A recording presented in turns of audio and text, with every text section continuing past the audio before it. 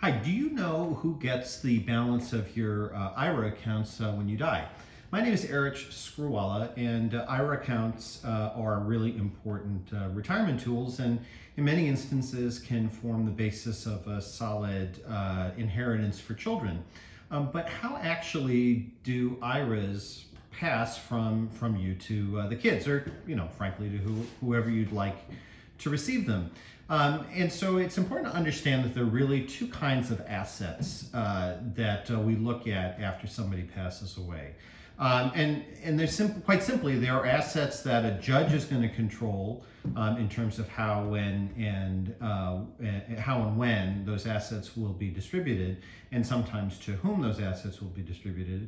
And there are assets that are totally under your control, meaning a judge has no ability to weigh in at all on the distribution of those assets. Now, IRA accounts fall into the second category. It's an asset that you totally control.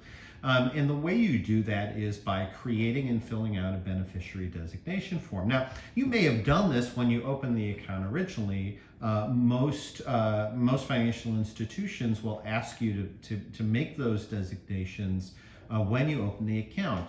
But of course, these are accounts that people have for a long period of time. And it's entirely possible that the people you've designated when you open the account are not the same people you would designate today. So, for example, I opened my original IRA accounts when I was in my 20s, which is a few decades ago at this point.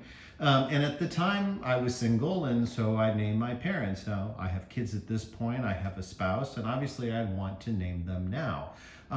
So it's important, obviously, then to go and look at those periodically and make sure that they are named the way you want them to. Don't assume that just because your will or your trust designates a spouse or children, that means that those IRA monies will go to them as well. If you've named somebody else, a former boyfriend or girlfriend, a former spouse, a parent, a friend, a distant relative, those are the people that will receive that money, even if your will doesn't leave those people a dime of any of your other assets. Again, it's really important to make sure you know who you've designated on those beneficiary designation forms, and make sure that you make changes to those when that becomes necessary, so that those accounts will always go to the people that you want and not to somebody that you don't. That's all I have for today. Any questions about this? You need help reviewing where your retirement accounts are going to go, feel free to drop us a line, leave a question in the comments below, and we'll be happy to help you out. Until next time, be well. Take care.